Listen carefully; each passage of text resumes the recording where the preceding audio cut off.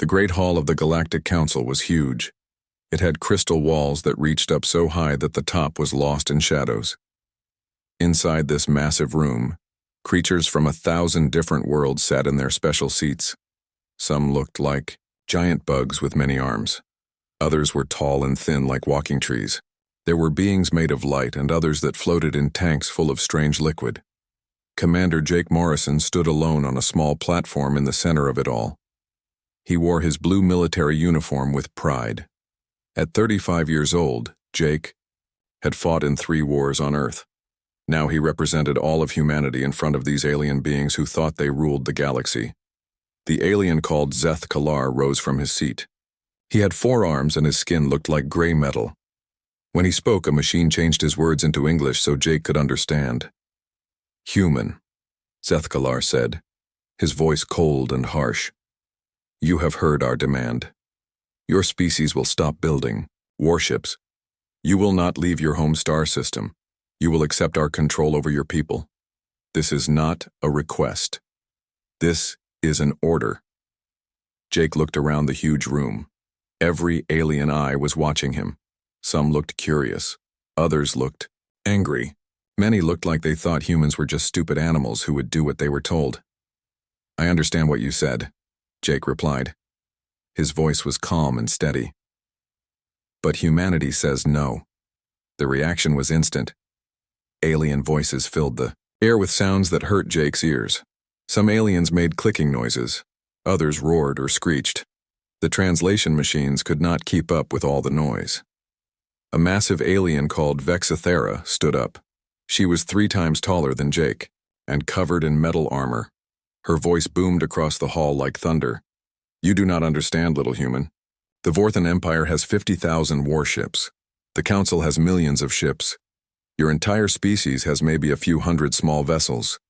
You cannot fight us." Jake smiled. It was not a happy smile. It was the kind of smile a soldier gives before a battle. "You are right about one thing," Jake said. "We do understand. We know exactly how many ships you have. We know where they are. We know what weapons they carry. And we still say no." On Earth, President Lisa Carter sat in the White House. Around her were the most important people in the human government. They watched Jake on the big screen as he faced the aliens alone. "Ma'am," said Defense Secretary Paul Martinez, "our spies confirm that the aliens are not lying. They really do have millions of ships."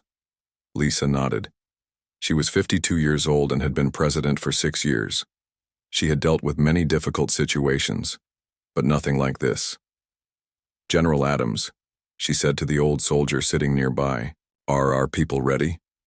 General Sam Adams was 70 years old. He had white hair and scars on his face from old battles. He had been preparing for this day for 20 years. "Yes, Madam President. All human colonies have been warned. The civilians are moving to the safe places we built in deep space. Our military ships are in position. Admiral Ross says her fleet is ready to fight." "And the secret project?" "Operation Ghost Ship is complete. The aliens have no idea what we have built." Lisa turned to the communication officer. "Connect me to Jake." Jake's face appeared on the screen. Behind him, the aliens were still making noise and arguing with each other. "Commander Morrison," Lisa said. "What are they saying now?" "They are giving us 3 days to surrender, Madam President. They want us to destroy all our warships and accept their rule over humanity." "Tell them something for me, Jake." "Yes, ma'am." Lisa stood up. Her voice was strong and clear. "Tell them that humans have never bowed to bullies. We have fought against kings and emperors and dictators for thousands of years. We will not start bowing now. Tell them that if they want a war, humanity is ready to give them one." Jake smiled. This time it was a real smile. "I will tell them, Madam President." He turned, back to face the alien council. The noise died down as they saw him prepare to speak. "I have a message from the President of Earth," Jake announced. "She says that humanity rejects your demands. We will not destroy our ships. We will not stay in our home system. We will not accept your control over our people." Zeth Kalar's metal skin changed color, becoming darker with anger. "Then you choose death, human. Our fleets will destroy every human world. Your species will be wiped out. Maybe, Jake said calmly. But you should know something about humans before you try. And what is that? We are very good at learning. For 50 years we have watched you. We have studied your ships, your weapons, your battle plans. We know how you fight, but you know nothing about how we fight. Vexathera laughed. It sounded like metal grinding against metal. You have been in space for less than 100 years. We have ruled the galaxy for thousands of years. What could you possibly teach us? Jake's expression became serious. You are about to find out. Back on Earth, Admiral Karen Ross stood on the bridge of her flagship. She was a thin woman with short gray hair and sharp blue eyes. She had spent her whole life preparing for this moment. Admiral, said her aide, Captain Bill Turner, we have confirmation. The President has given the order. Humanity is at war with the Galactic Council. Karen nodded. Signal all ships, execute Operation Ghost Ship. Show these aliens what happens when they threaten humanity. In space around Earth, something amazing happened. Ships began to appear out of nowhere. Not 10 ships or 50 ships, but hundreds of ships. They had been there all along, invisible to alien sensors, waiting for this moment. The human fleet was not like the alien ships. Where alien vessels were huge and covered with weapons, human ships were sleek and fast. They moved like hunting wolves, silent and deadly. Communications, Karen ordered. Send a message to all human colonies. Yes, Admiral. Karen's voice was broadcast to every human world in space. Citizens of humanity, today the Galactic Council demanded that we surrender our freedom. They threatened to destroy us if we refused. But we are humans. We do not surrender. We do not bow to tyrants. Today, we show the galaxy what humanity is made of. The message reached Jake in the Alien Council chambers. He smiled as he heard the Admiral's words. Counselors, Jake said to the assembled aliens, I have one more message from my people. Speak, Zethkalar demanded. Humanity marches to war. Supreme Admiral Kethmore stood in the command center of his massive warship. The Vorthan flagship was so big that it took 5 minutes to walk from one end to the other. Around him, hundreds of alien officers worked at their stations, preparing for war against the humans. Kethmore was old, even for a Vorthan. His metal skin was covered in scars from 50 different battles. He had never lost a war. Today he expected to win his 51st. Admiral, said his aide, Captain Yelandros, our scouts have a problem. What kind of problem? We cannot find the human fleet, sir. Kethmore's 4 eyes focused on his subordinate. Explain. Yelandros activated the holographic star map. Red dots showed where Vorthan ships were located. Green dots should have shown human ships, but there were no green dots anywhere. Our best sensors show nothing, Admiral. No energy signatures, no heat signatures, no movement. It is as if the human ships have simply vanished. That is impossible. No species in the galaxy has stealth technology that can fool our sensors. What the Vorthan Admiral did not know was that humans had been planning for this war for decades. Every alien ship that had visited human space had been secretly studied. Human scientists had taken apart alien technology piece by piece and learned how it worked. Then they had built something better. Captain Ryan Clark commanded a human warship called the USS Liberty. His ship hung in empty space between 2 stars, completely invisible to alien sensors. The Liberty was not just hiding from alien scanners. It was using technology that bent space around the ship, making it impossible to detect. Captain, said Lieutenant Susan Wright from her control station. Alien scout ship approaching, single vessel, long-range scanner type. Ryan looked at the main screen. The alien ship looked like a metal insect with long sensor arms sticking out from its body. It was scanning the area where the Liberty waited, but its sensors found nothing.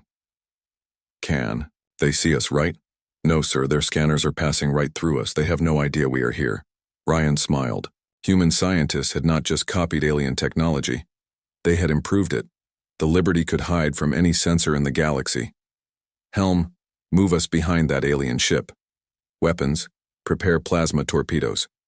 Sir, interrupted Communications Officer Dan Pierce. Incoming message from Admiral Ross. The main screen showed Admiral Karen Ross on her flagship. Behind her, Ryan could see the busy command center of the human fleet. All captains, the Admiral said. You are authorized to begin hunting. Operations. Show these aliens what happens when they threaten humanity. Ryan turned to his weapons officer. Fire. The USS Liberty revealed itself for just a moment as it fired.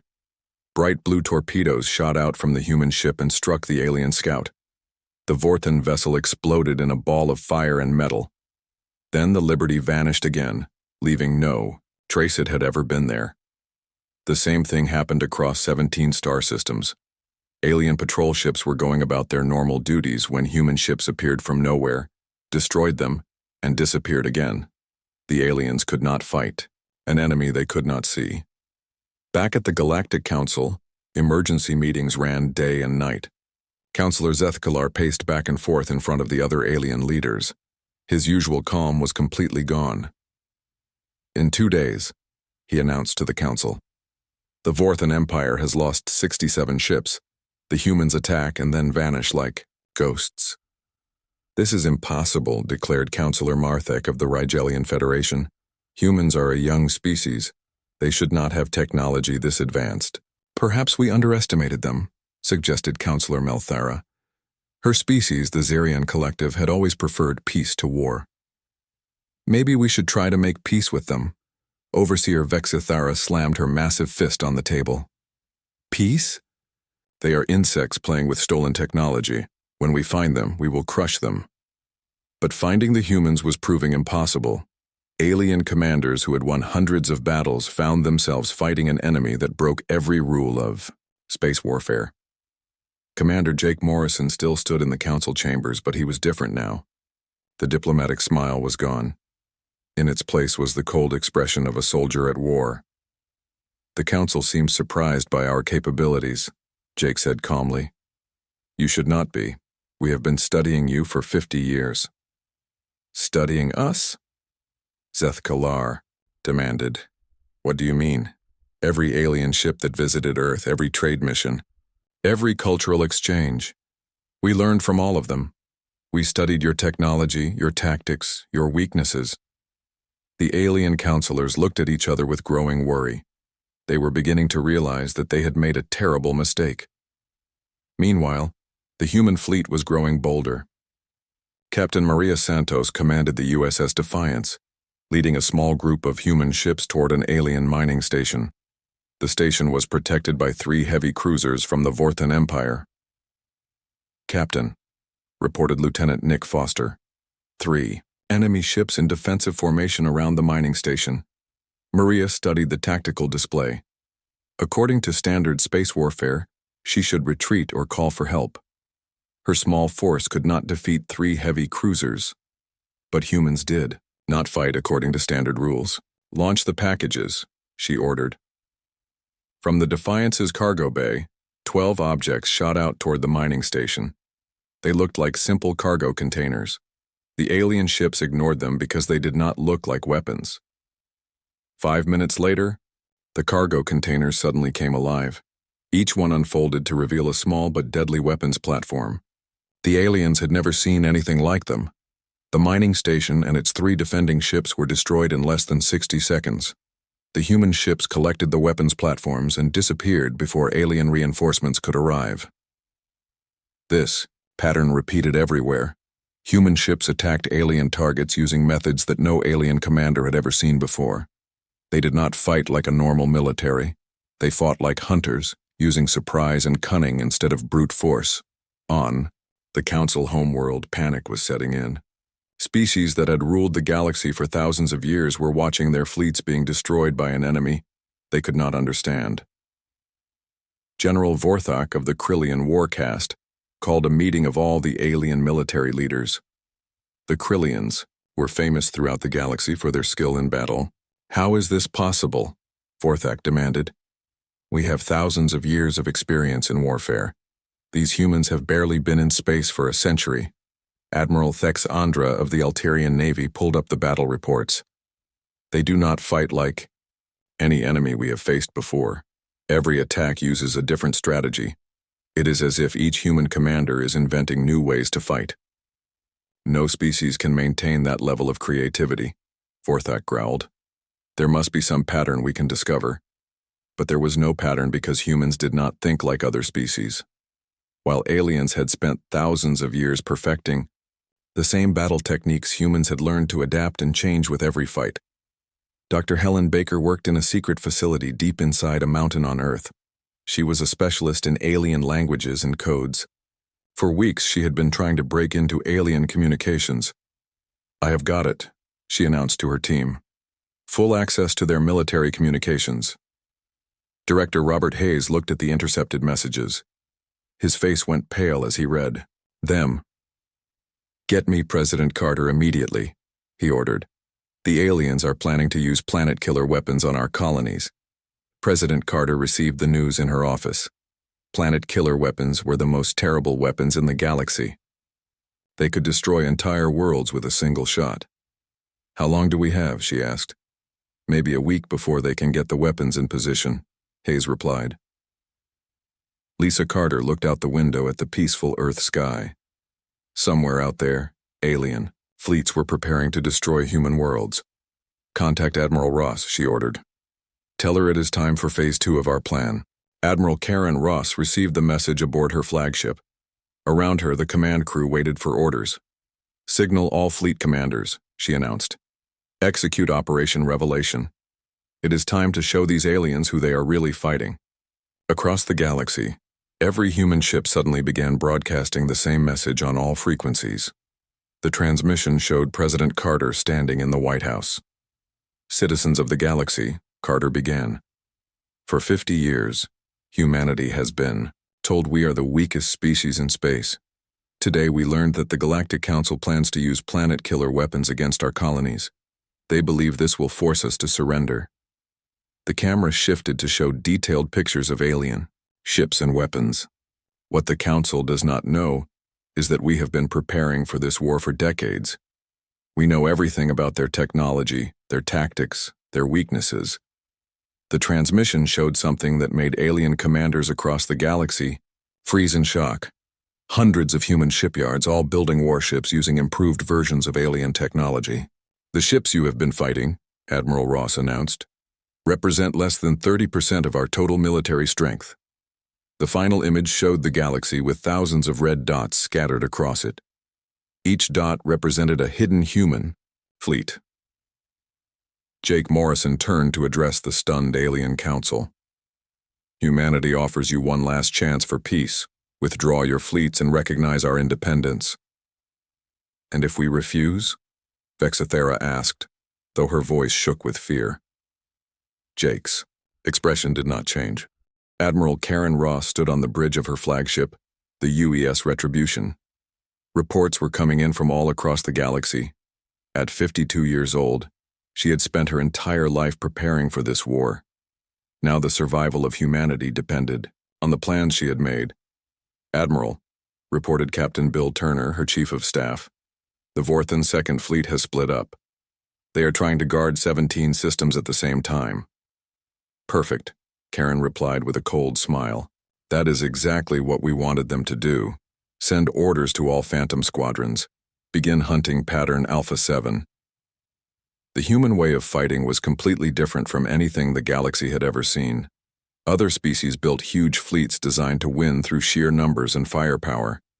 Humans had studied every war in galactic history and found a major weakness in this approach. It was predictable.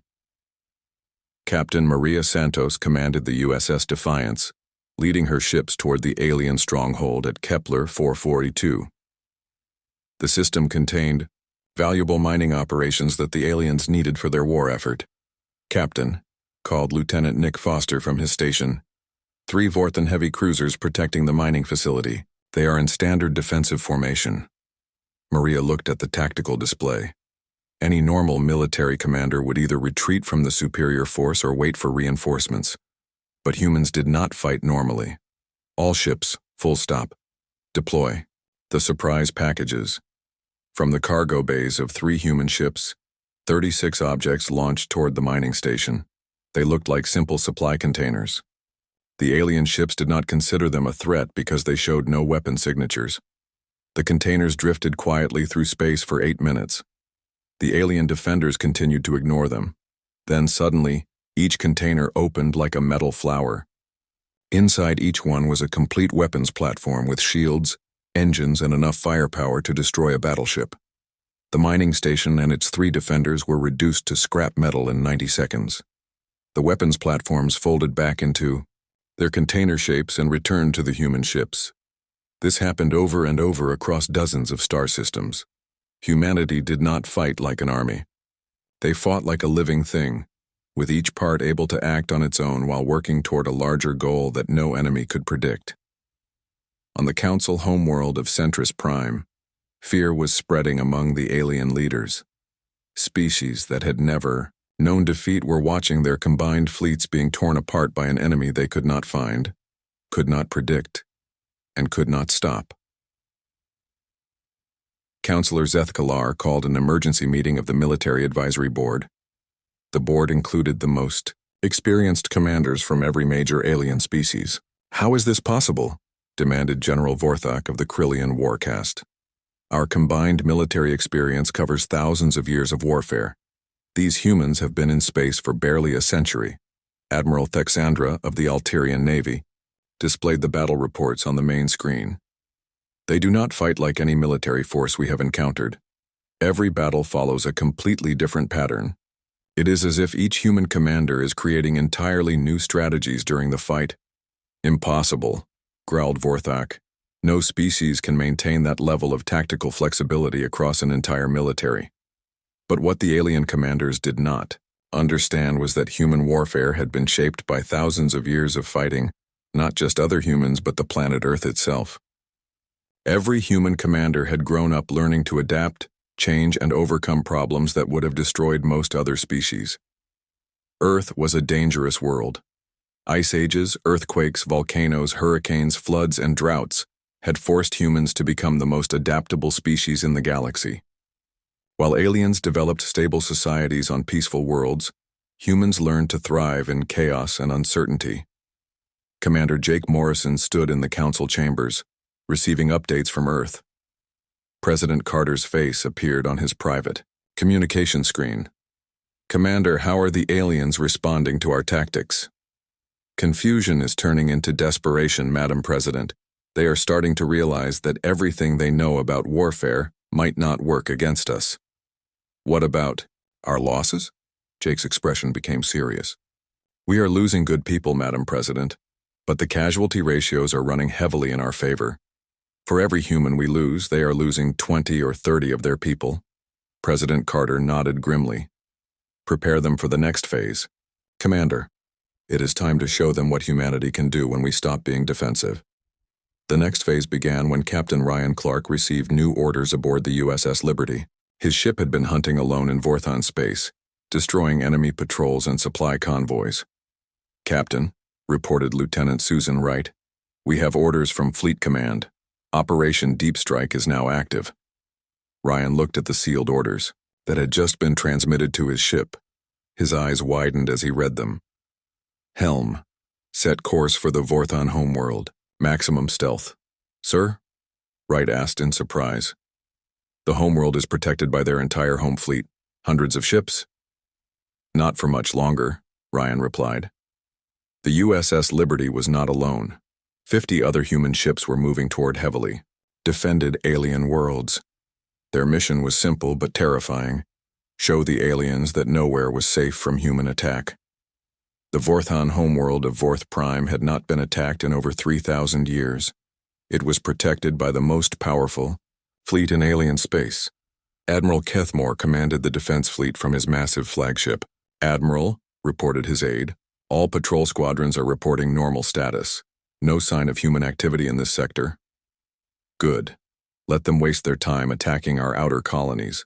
The homeworld is impregnable." Kethmore was wrong.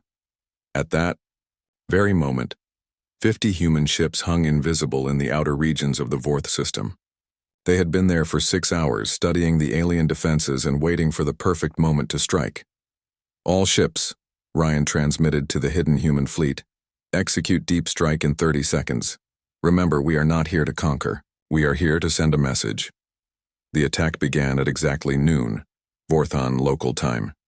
50 human ships materialized inside the defensive perimeter of the most heavily guarded system in alien space. Before the defenders could react, the humans launched their weapons. But they did not target the defending ships. Instead, they attacked the orbital manufacturing stations, the communication satellites, and the space elevators that connected the planet to its orbital cities. In 15 minutes, they destroyed the infrastructure that had taken the Vorthons centuries to build. Then, as suddenly as they had appeared, the human ships vanished again. They left behind a message broadcast on all frequencies. This could have been your cities, this could have been your people. End this war now. The same attack pattern happened at 12 other heavily defended alien worlds. Each time, human ships appeared from nowhere, struck at economic and military targets, and disappeared before the defenders could respond. They never attacked civilian populations, but they made it clear that they could have. The psychological effect on the alien populations was enormous.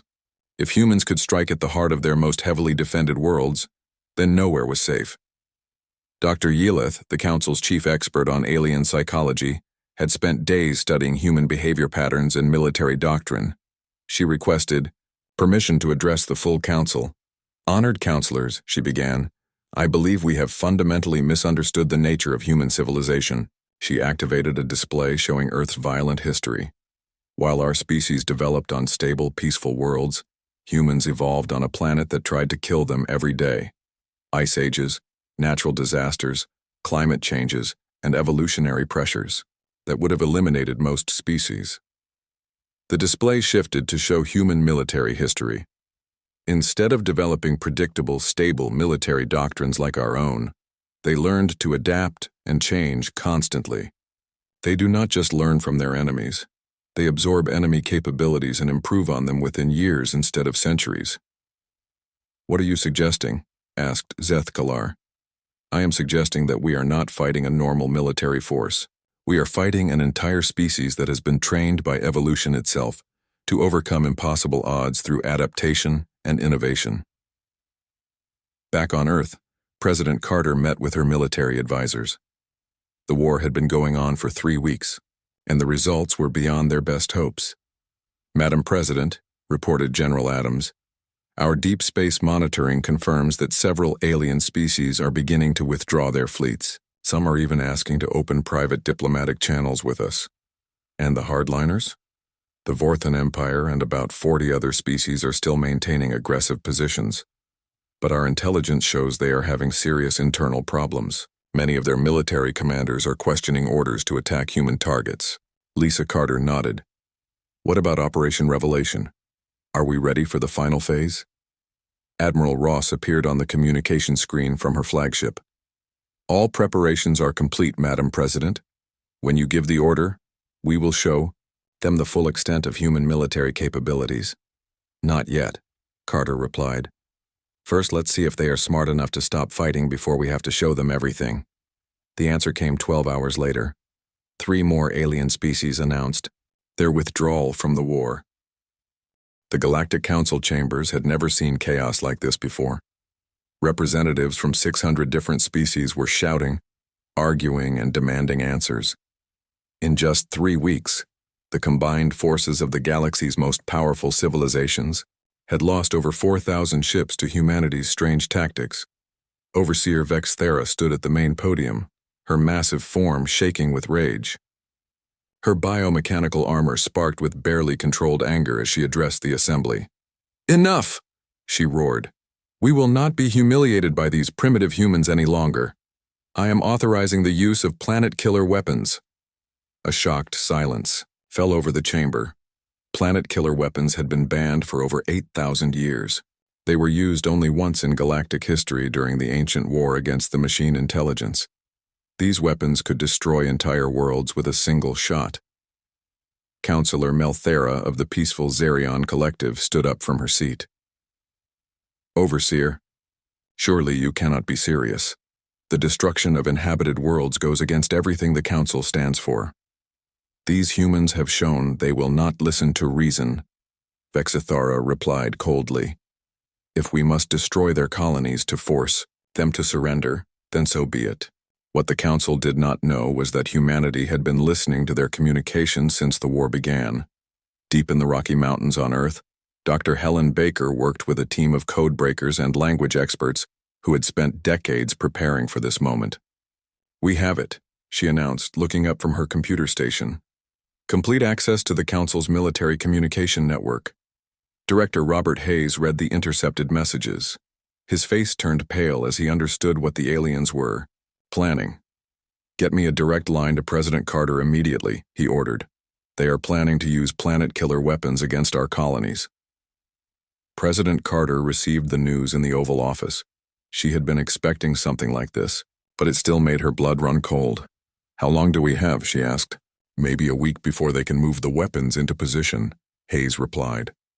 Lisa Carter looked out at the peaceful Washington skyline.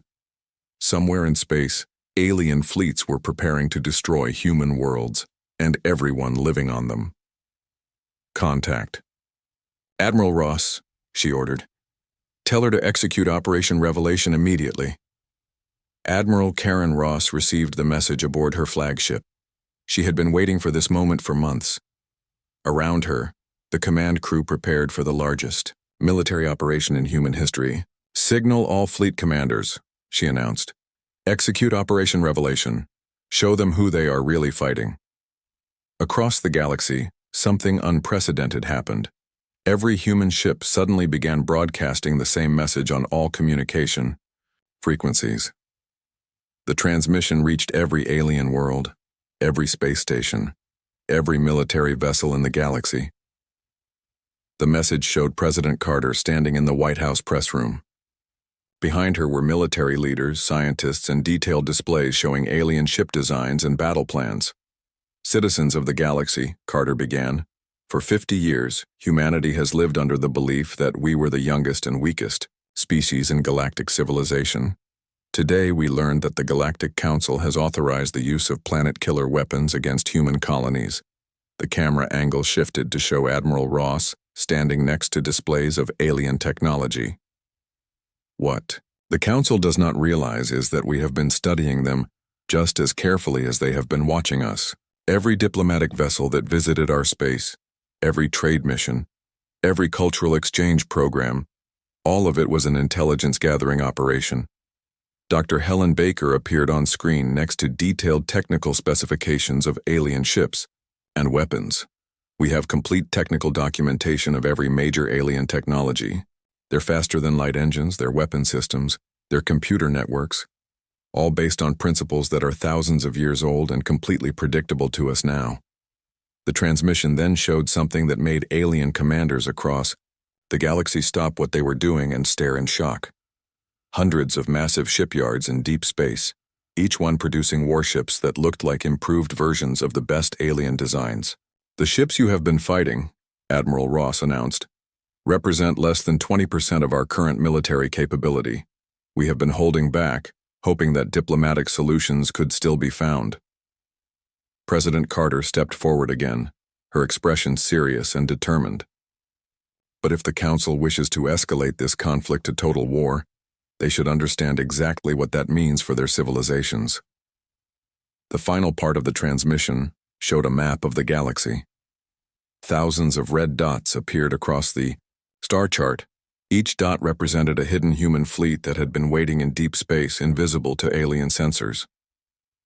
We have been preparing for this war for 50 years, Carter continued.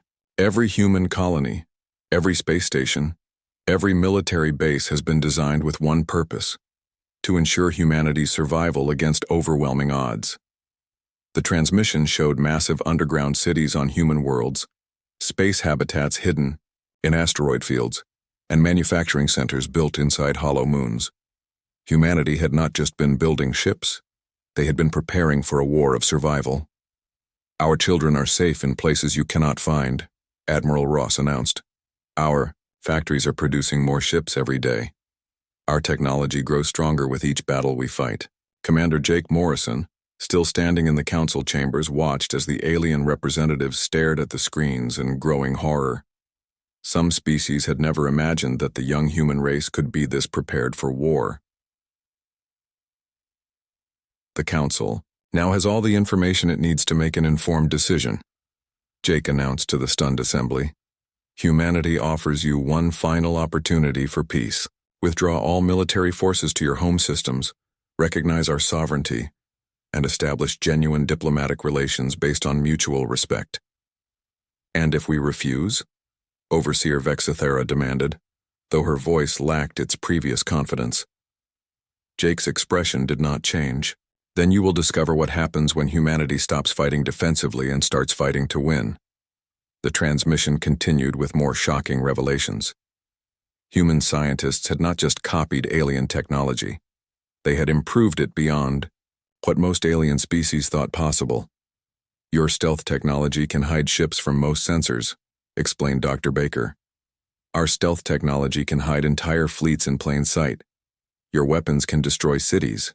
Our weapons can crack planets. Your shields can protect against most attacks. Our shields can redirect energy through dimensional space. But the most shocking revelation was still to come. The transmission showed footage from inside alien government buildings, alien military bases, and alien research facilities. For decades, you have had spies watching human space, Admiral Ross announced. What you did not know is that we have had spies watching you as well. We know your military plans, your political divisions, your economic weaknesses, and your technological limitations. The footage showed human agents working inside alien organizations, having infiltrated their governments, their militaries, and their intelligence services. We know which of your species are truly committed to this war, and which are only fighting because they are afraid to oppose the Council, President Carter said. We know which of your military commanders question their orders, and which of your politicians want to find a peaceful solution. The psychological impact on the alien leadership was devastating. They had always believed that their advanced civilizations gave them advantages over the young human race. Now they realized that humans had been studying and infiltrating their societies for decades. In the council chambers, panic was beginning to set in. Representatives who had been demanding total war against humanity were now quietly discussing whether peace might be a better option. Councillor Zethkalar called for order, but his voice shook as he spoke. The council will recess to discuss this new information. There is no need for discussion, Jake Morrison replied calmly. The facts are simple. Humanity has the military capability to fight and win a total war against the combined forces of the galaxy. We have the technology to strike at any target we choose. We have the knowledge to exploit every weakness in your defenses. He paused, letting his words sink in. But we do not want to fight that war. We want peace. We want trade. We want friendship, with species that share our values of freedom and dignity. The choice is yours. The transmission ended with a final message from President Carter. To the people of the galaxy, humanity bears no hatred toward any species that chooses peace. We will defend ourselves against any who choose war. We offer our hand in friendship to all who will take it, but we will bow to no one. In the hours that followed, the Galactic Council faced the greatest crisis in its 12,000-year history. Some species immediately called for peace negotiations. Others demanded that the war continue regardless of the cost. But everyone now understood one terrible truth. Humanity was not the weak, primitive species they had believed. They were perhaps the most dangerous military force the galaxy had ever seen, and they were just getting started. The Galactic Council chambers had never been this quiet. For 4 days, the ruling body of galactic civilization had been locked in closed sessions, while their fleets remained frozen in space, afraid to move against an enemy they now realized they had never understood. Councillor Zethkalar stood before the assembly. He looked like he had aged decades in just a few days. His metal skin had lost its shine, and his 4 arms trembled as he spoke. The analysis teams have finished their review, he announced to the gathered representatives. The human intelligence. Data is accurate. Every major fleet position, every defensive installation, every battle plan, they know it all. Admiral Thexandra of the Alterian Navy delivered the military assessment that everyone had been dreading. "Our war simulation computers have run the scenarios thousands of times," she reported. "If humanity deploys the full military capability they have demonstrated, our combined forces could delay them for approximately 8 months. The projected casualties are beyond anything we have seen in galactic history." The numbers were staggering. In 8 months of total war, the galaxy might lose over 50 million military personnel and hundreds of civilian worlds. Humanity's casualties would be much lower because of their superior technology and tactics. Overseer Vexithera, who had been the strongest voice for war against humanity, sat silently in her chair. Her earlier confidence had completely disappeared. "How is this possible?" she whispered. "We have monitored their development for decades. They should be centuries behind our most basic technology." The answer came from Dr. Yillith, the Council's chief expert on alien psychology. She had spent the past week studying human behavior and military doctrine, trying to understand how they had become so formidable. "Honored counselors," she began, "I believe we have completely misunderstood the nature of human civilization." She activated a holographic display showing Earth's violent history. "While our species developed on stable, peaceful worlds, humans evolved on a planet that constantly tried to kill them.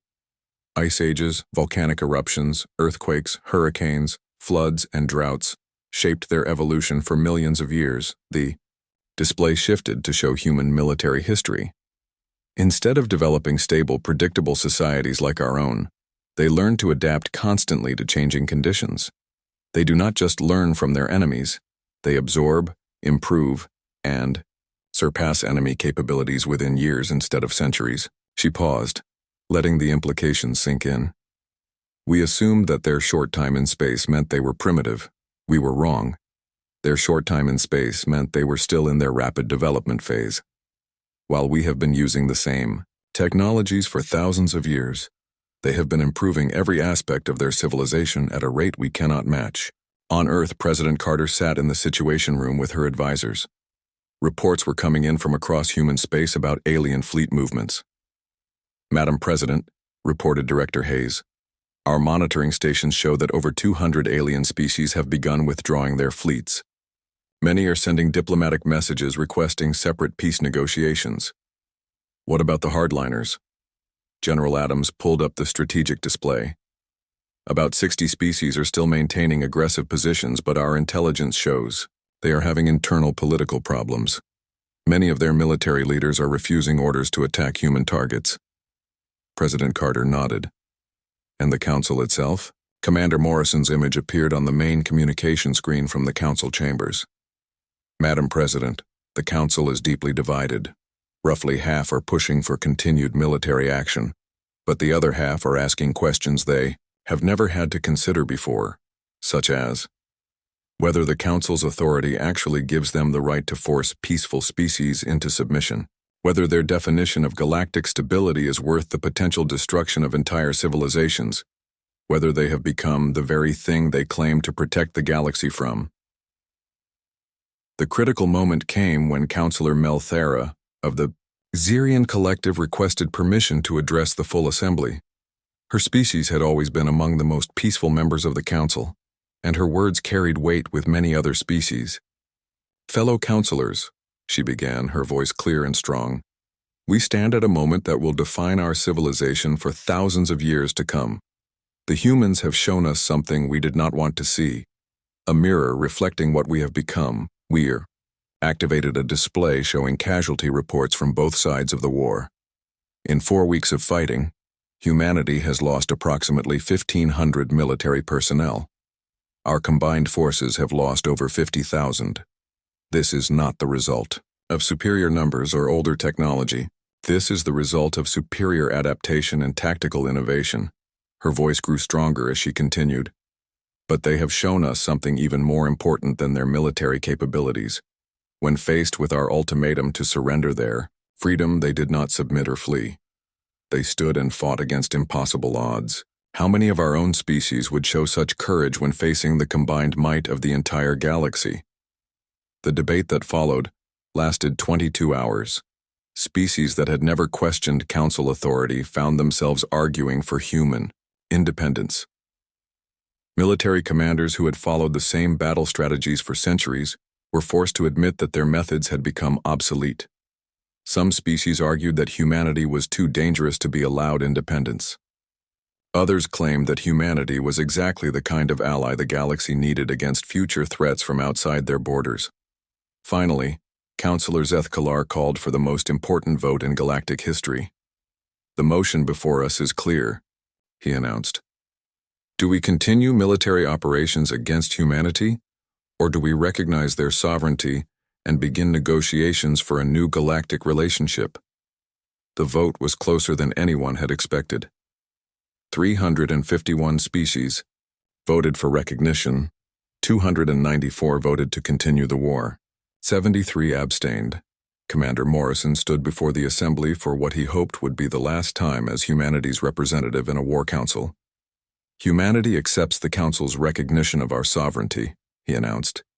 "We propose a new type of galactic relationship, one based on mutual respect, voluntary cooperation, and shared defense against external threats, rather than forced submission to central authority."